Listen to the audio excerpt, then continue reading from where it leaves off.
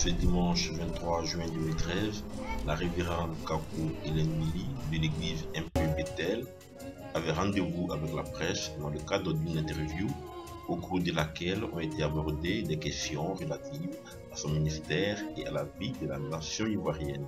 Une interview conduite par Flora Ivoirienne et Ange Diama. Bonsoir, nous sommes le dimanche 23 juin 2013. Nous recevons pour votre plus grand plaisir la révérende Kakou, communément appelée Maman Kakou, pour une interview portée sur la réconciliation à l'église MP Bethel. Madame Kakou, bonjour. Bonjour. Alors, d'entrée de jeu, j'ai envie de vous demander comment vous allez. Très bien. Merci. Alors, nous allons vous laisser l'occasion, l'opportunité de vous présenter, parce que je pense que vous êtes la personne la mieux indiquée pour vous présenter et surtout présenter votre œuvre. Merci. Merci pour l'opportunité que vous me donnez. Alors, je suis la révérende Kakou Hélène, voilà, communément appelée Maman Kakou. Voilà. Alors, présidente de l'église MP Bethel, cofondatrice, c'est-à-dire avec mon défunt époux, feu le prophète Kakou Sévérin. Voilà, nous avons ensemble fondé cette œuvre par la grâce de Dieu, c'est-à-dire le ministère de la puissance de l'Évangile. Bonjour Maman Kakou. Bonjour. Vous, en tant que femme et mère qui êtes au-dessus de cette grande église, où trouvez-vous cette énergie pour joindre l'utile à l'agréable? Dieu te bénisse, Tiama. Alors, je ne pourrais pas parler d'énergie. Je ne tire pas l'énergie quelque part. Je sers Dieu et c'est Dieu qui me donne la force de tenir, déjà en tant que mère et en tant que servante de Dieu. Parce que c'est vrai, c'est pas facile. À la maison, tu es maman et à l'église, tu es une autre personne, une servante de Dieu par qui Dieu passe pour parler à son peuple, donner une direction, voilà, et dire que Jésus revient bientôt, parce que c'est le message que Dieu nous a donné en tant qu'homme de Dieu. Alors, Madame Kakou, dites-moi, vous êtes leader, vous dirigez une église en tout cas qui a une grande renommée à l'échelle internationale, je vais dire. Dites-moi un peu comment est organisée votre église au sein de la France, l'organigramme en général. L'église est organisée en plusieurs départements. Il y a les hommes, bien sûr, et puis les femmes.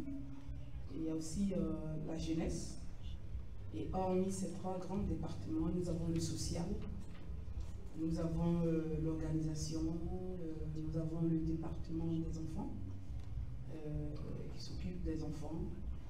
Et il y a un responsable à la tête de chaque département. J'ai aussi des pasteurs adjoints, voilà, l'évangéliste Élise et l'évangéliste Chorchina. Et sans oublier les anciens, voilà, les anciens, les diacres, les conseillers de l'église. Voilà, chacun fait sa petite part dans le service de Dieu. Parce qu'il y a 5 doigts dans le corps dans la main, et les 5 doigts n'ont pas la même taille. Donc, on a tous besoin de ces 5 doigts pour travailler. Dans l'église, sinon dans l'œuvre de Dieu, chacun a sa place. Donc, chacun travaille selon le talent que Dieu lui a donné. Voici un peu comment nous sommes organisés. Ok, merci beaucoup. Je vous ai entendu parler d'anciens. On va revenir un peu sur ces termes-là parce que pour les profanes qui nous écoutent, qui n'ont pas cette culture religieuse, anciens, diacres et tout ça, c'est vraiment des termes qui ne sont pas très connus. Mais avant ça, je vais donner l'occasion à ma collègue d'essayer un peu de vous tirer quelques mots par rapport aux difficultés qu'on peut rencontrer en tant que femme sur la gestion d'une église pareille. Maman Kakou, je suppose que gérer une telle enseigne, ça doit être avec difficulté, mais je voudrais savoir aussi les avantages que vous en tirez. Les avantages, c'est que tu es fier déjà de servir le Seigneur. Et quand Dieu passe par toi et quelqu'un reçoit la guérison, la délivrance, quelqu'un qui n'avait rien, qui n'étais rien du tout, tu suis la personne jusqu'à ce que la personne devienne quelque chose dans la vie. C'est une grâce, c'est une fierté, c'est un bonheur. Voilà, c'est un bonheur quand tu vois quelqu'un, par exemple, qui était malade, qui n'arrivait pas à enfanter, voilà, que tu pries pour la personne et Dieu opère un miracle dans sa vie. C'est une joie. Voilà. Et puis, les inconvénients, il y en a plein, dans tous les milieux, que ce soit dans le milieu du service de Dieu, que ce soit dans le milieu politique, peu importe le milieu, il y a les avantages et les inconvénients. Voilà. Les inconvénients dans notre milieu chrétien, c'est la médisance, parler des autres, parler des hommes de Dieu, parler de... Il y a des gens même qui parlent sans te connaître, ils ne savent pas qui tu es, ils ne connaissent pas ton alliance avec Dieu. Voilà, et puis les gens parlent. Donc c'est un peu ça qui est un peu le côté néfaste de la chose. Sinon, servir Dieu, c'est un bonheur. Quand dites-vous des personnes dont on parle, qui sont des pasteurs, on les prend pour des business centers en disant que les pasteurs, ils abusent de la misère des autres. Qu'est-ce que vous en dites? Enfin, pasteur qui abuse de la misère des autres, parce que celui qui est déjà miséreux n'a rien à donner. Voilà. Il n'a rien à donner, donc celui qui est dans la misère, je ne sais pas ce qu'il peut donner, il peut apporter à un pasteur. Le contraire, celui qui est dans la misère cherche le pasteur, et le pasteur prie pour lui, et celui-là sort de la misère. Et quand il sort de la misère, il est reconnaissant, et il partage son bien, s'il le veut bien, c'est pas forcé, c'est pas obligé. S'il le veut bien, il le partage avec le pasteur, il fait même un don au pasteur. Ce n'est pas de l'arnaque. Voilà. Et comme je le disais tout à l'heure, dans tous les milieux, il y a les avantages et les inconvénients. Quand nous prenons le cas des marabouts, je ne peux pas comparer un homme de Dieu à un marabout, mais aujourd'hui, on a des gens pour qui nous prions, qui étaient des businessmen, qui avaient des marabouts à leur charge, ils payaient un loyer, voilà, au marabout, il s'occupe de lui, il fait tout pour que le marabout lui donne un peu de médicaments, aller s'arrêter dans un carrefour et faire tout ce qu'il a fait, mais il donne des milliards. Or aujourd'hui, ceux qui se donnent au Seigneur, quand ils arrivent à l'église, ils ne donnent même pas 1 million à l'église. Voilà. Donc quand ça concerne les hommes de Dieu, on les appelle les mendiants, mais quand il s'agit des marabouts, ce n'est pas des mendiants, c'est normal. Voilà. Donc pour vous dire que dans la maison de Dieu, il n'y a pas de mendiants. Et je vous dis, je ne peux pas prendre la responsabilité par rapport à la vie des autres, mais je vous assure que celui ou celle qui servent leur Dieu le servent avec intégrité. Voilà. Donc, c'est quand un fidèle est reconnaissant qu'il fait un don. Il y a d'autres aussi qui ne sont pas reconnaissants, qui ne le font pas. Sinon, à l'église, on trouve beaucoup de personnes qui n'ont rien. Et ils deviennent quelque chose à partir de l'église. Si je vous ai posé cette question, c'est parce que c'est des questions qui sont souvent posées quand vous allez à l'église. Vous allez à l'église pourquoi? C'est pour que vous donnez votre argent à les dîmes et tout ça. Donc quand on entend ça, on a envie de poser la question à la révérende. Et quand pour en savoir plus. Bien sûr, bien sûr. Quand je prends le cas du local, là, que nous louons, nous payons 10 000 euros par mois. Voilà. Parce que souvent, les gens ne savent pas de quoi est-ce qu'ils parlent. Il y a les charges dans une église. Nous payons 10 000 euros par mois. On les paye comment? Voilà. Ceux qui font partie de la communauté savent ce qui se passe. Et 10 000 euros, on ne va pas s'arrêter sur le trottoir, parler à l'homme pour que cela descende du ciel. Non. C'est celui qui est fidèle dans le lieu, c'est lui qui doit entretenir son lieu, c'est lui qui doit payer le loyer. Donc les offrandes, les dîmes servent aux charges. Par exemple, je prends l'électricité, ça n'a rien à voir avec les charges, par exemple, de l'église. L'électricité, aujourd'hui en France, l'immeuble que nous occupons, on peut payer 3 000 euros ou 2 500 euros la facture. Et quand on prend l'eau, etc., c'est-à-dire quoi? Dans le monde, on peut se retrouver à plus de 15 à 20 000 euros de charges. Qui les paye? C'est les fidèles. Les gens pensent que ça part dans la poche du pasteur, voilà, le pasteur est mendiant, etc., etc. Non, ne parlez pas de ce que vous ne savez pas. Et là encore, ça c'est des petites dépenses par rapport à ceux qui ont les plus grandes œuvres que nous, ceux qui ont les 10 000 membres, en fonction de l'évolution de l'œuvre, les charges augmentent. Voilà. Donc, il ne faudrait pas que les gens restent derrière et puis vont raconter ce qu'ils ont envie de raconter. Il faut vivre avant de parler. C'est pour ça, étant dans le monde, quand tu parles, tu ne sais pas où la malédiction quitte. Voilà. Merci.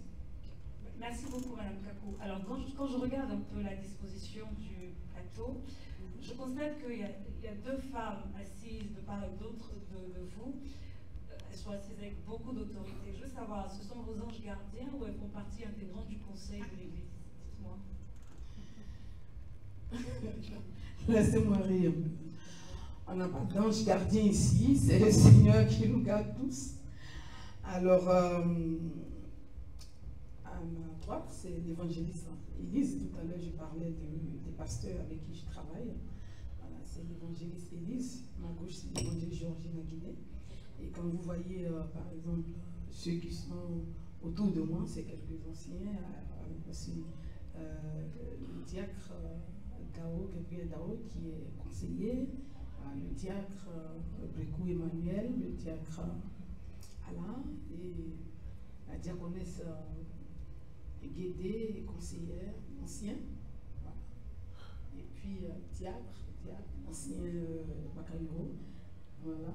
Et le diacre André. Donc il n'y a pas d'ange gardien ici, tout le monde est au service de Dieu. Voilà, donc c'est pas tout le monde, hein, tout le monde n'est pas là. Voilà, les autres sont un peu occupés. Alors, voilà. De toutes les façons, le terme de l'émission, c'est la réconciliation. Mais on va encore essayer de parler un peu de ce ministère-là, qui est un ministère en tout cas qui n'est plus à présenter, sachant que, alors si j'ai bonne mémoire, ça doit faire peut-être 15 ans ou 20 ans maintenant de ministère, quand je compte aussi le temps que votre mari était sur l'œuvre. Alors, vous avez présenté les membres... Ça fait 13 ans que je suis seule, sinon avant on a servi Dieu ensemble. Je sers Dieu aujourd'hui seule. Voilà. En tant que femme. On en a, justement, ne me dévancez pas dans mes questions. Okay. On va s'arrêter là. Madame Kakou est une femme qui est entourée de beaucoup d'hommes. Comment ça se passe? C'est de la dictature, je décide, on obéit, ou comment ça se passe? Non, c'est une organisation. Ici, puis surtout que nous travaillons par l'Esprit de Dieu. C'est Dieu qui nous dirige. C'est Dieu qui se révèle là. Voilà. Et qui dit, oui, ma servante, voici ce qu'il a fait. Alors, en ce sens, tu fais partager ceci à ceux qui sont appelés à servir Dieu avec toi. Donc, ensemble, nous servons le Seigneur. Il n'y a pas de dictature, bien sûr. Merci beaucoup.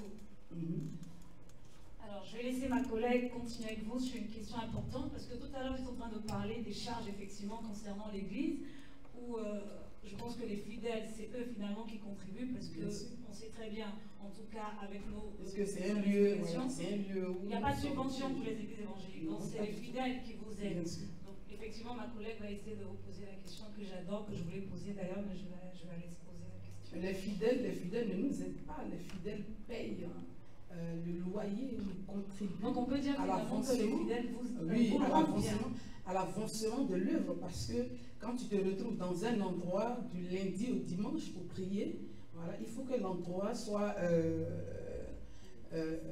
bien entretenu, le loyer soit payé.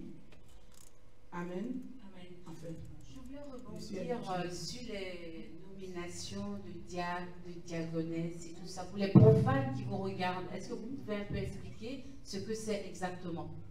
Le diacre, les anciens, les conseillers dans une communauté, quand je prends par exemple le gouvernement, il est organisé.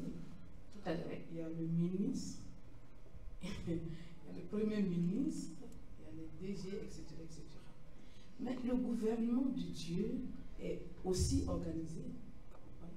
Donc, les diacres dans une église, ce sont eux qui s'occupent de l'administration, qui s'occupent de l'église. Voilà. Nous sommes appelés à prêcher. Donc, tout ce qui est finance, tout ce qui est organisation de l'église, on n'a pas le temps. Donc, c'est eux, les diacres et anciens, qui s'en chargent. Voilà, ça, c'est leur tâche. Là. Nous, on est appelés à venir s'arrêter sur la chair et puis nous prêchons l'évangile. Ok, merci beaucoup. Alors, vous avez choisi de parler de la réconciliation. On sait très bien que Dieu vous parle, vous êtes une femme de Dieu, vous êtes pasteur. Bien sûr. Vous voulez parler de la réconciliation. C'est une révélation, c'est une volonté personnelle. Pourquoi aujourd'hui Mme Kakou décide de donner la voix concernant ce sujet? Que Dieu te bénisse. Je suis ivoirienne, d'origine ivoirienne, et mon pays a traversé des moments difficiles. Voilà. Des moments difficiles, et aujourd'hui j'entends parler un peu par-ci, par-là, de la réconciliation. Donc il faut que j'ai un mot à dire par rapport à la réconciliation. Voilà. Oui, vous venez de souligner que vous êtes ivoirienne d'origine, tout à fait.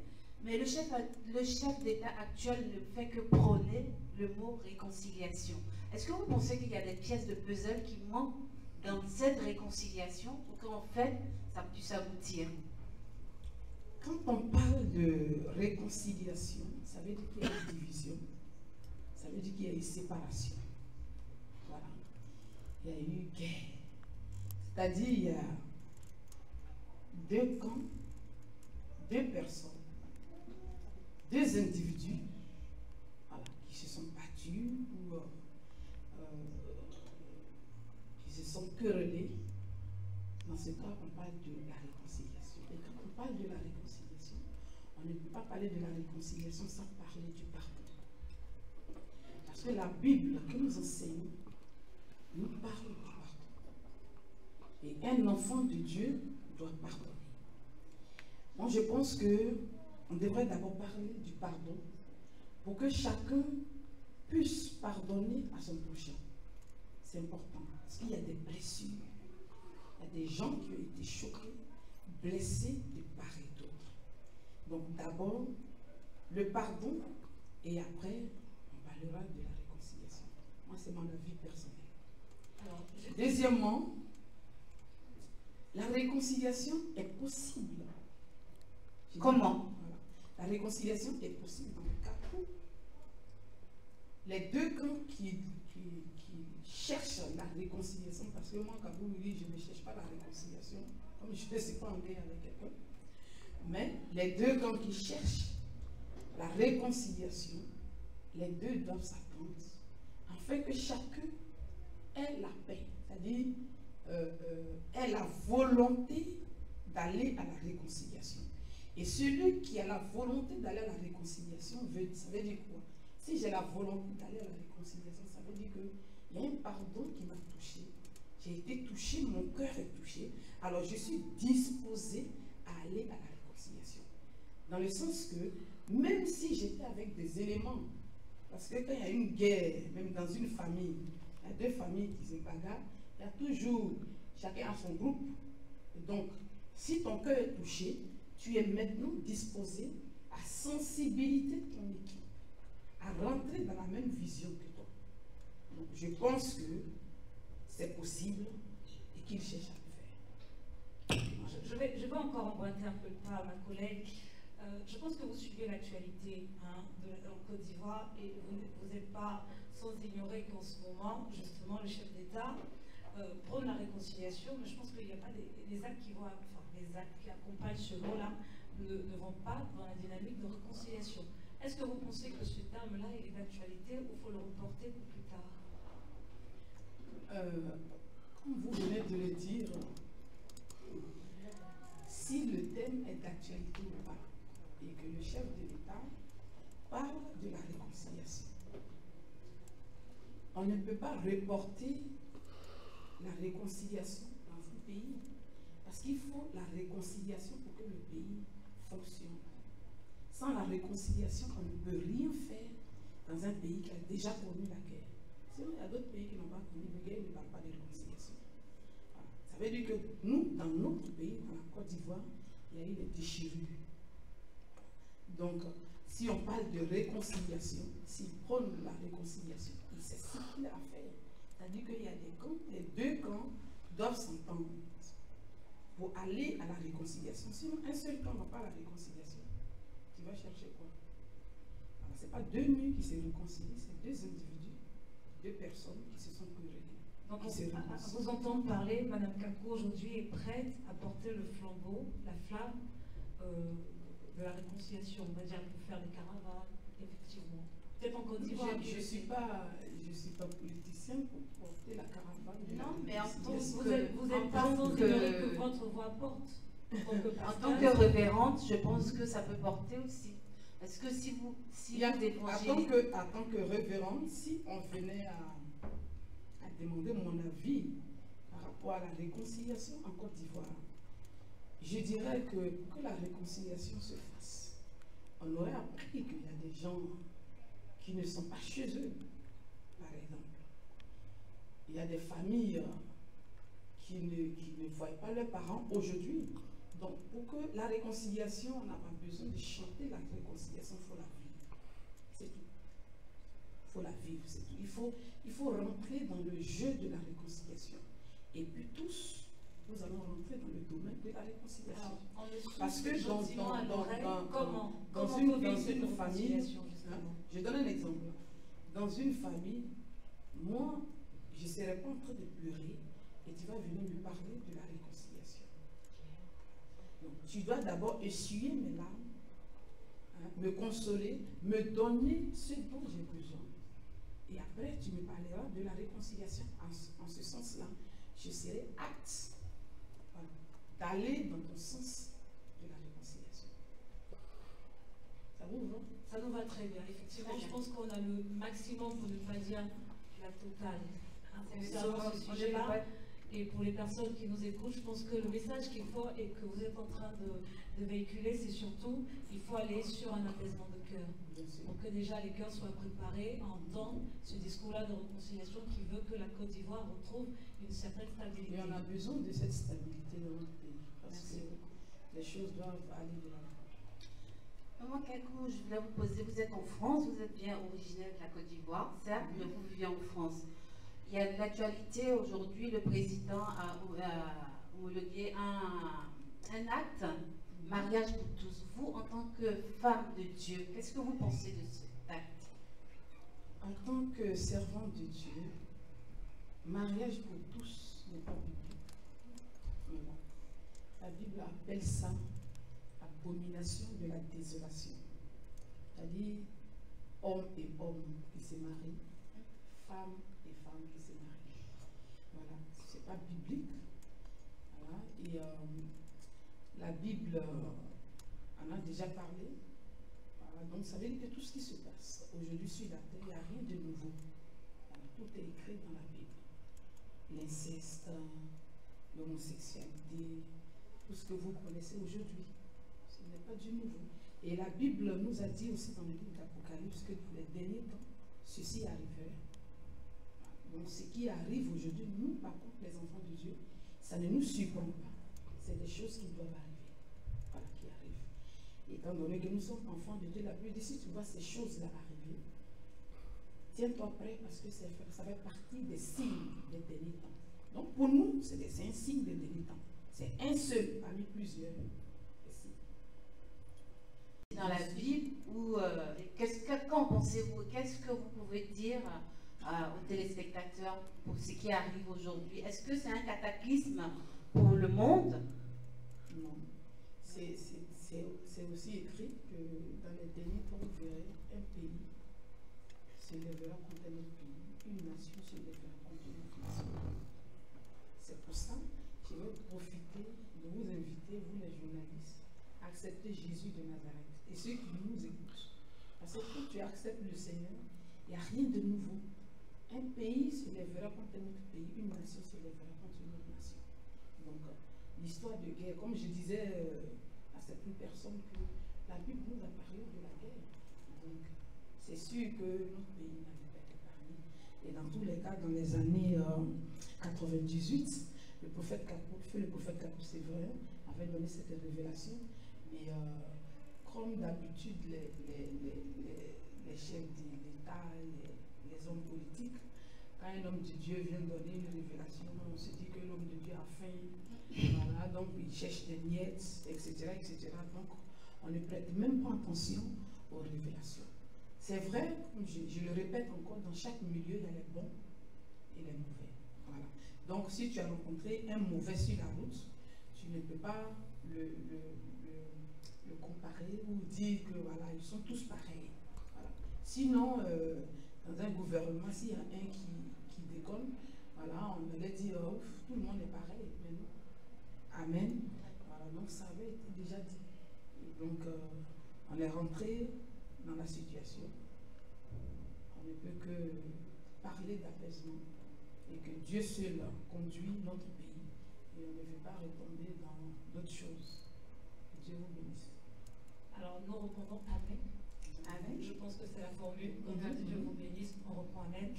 Alors on va juste vous demander de nous donner votre mot de fin. Parce qu'effectivement, je pense que vous venez de terminer un culte, donc on ne va pas vous prendre assez de temps. Vous allez donner votre mot de fin à toutes ces personnes qui nous regardent, dire un peu ce que vous attendez justement de cette émission-là, et puis nous redonner l'adresse de l'église, parce qu'il m'a semblé que ça n'a pas été communiqué pour des personnes qui sont dans le coin ou même qui auraient été invitées, comment justement avoir accès à cette église-là. Ok. Alors, mon mot de fin, c'est de dire, commencer d'abord par les Ivoiriens, pour dire que je les aime et puis Jésus les aime. Et les inviter à prier leur Dieu, quel que soit ce qui arrivera. Voilà. Dieu est fidèle et je pense que c'est lui qui a le dernier mot. Et qu'ils mettent leur foi en Christ.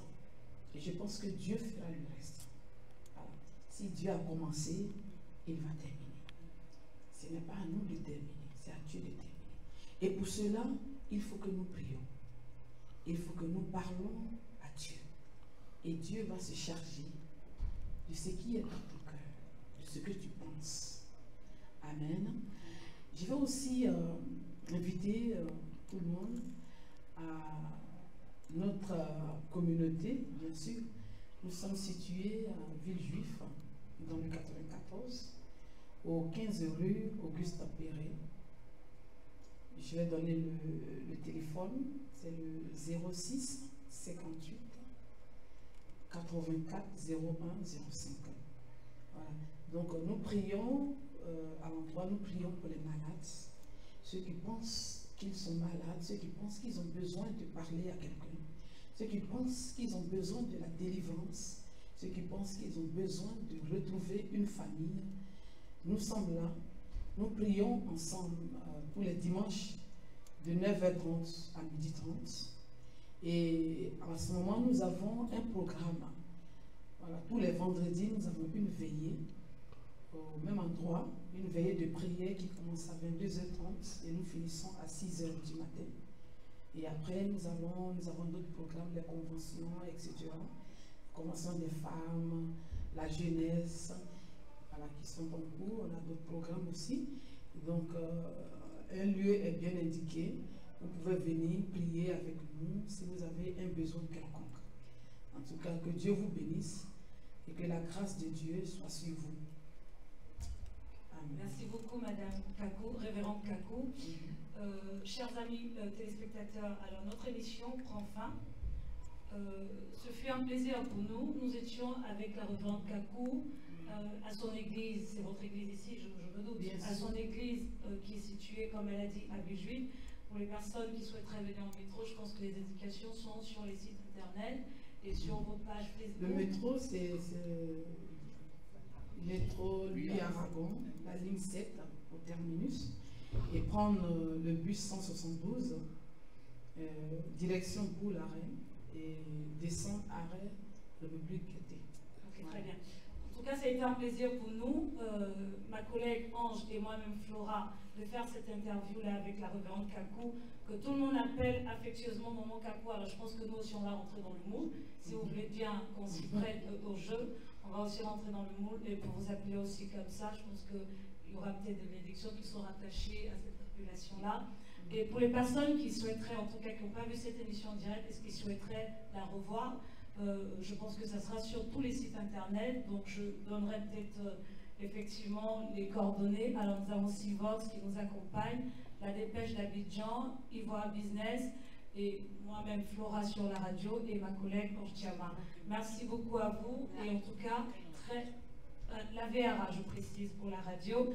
Merci beaucoup à vous et très bon dimanche. Que Dieu vous garde, c'est bien comme ça. Merci. Je vous en prie.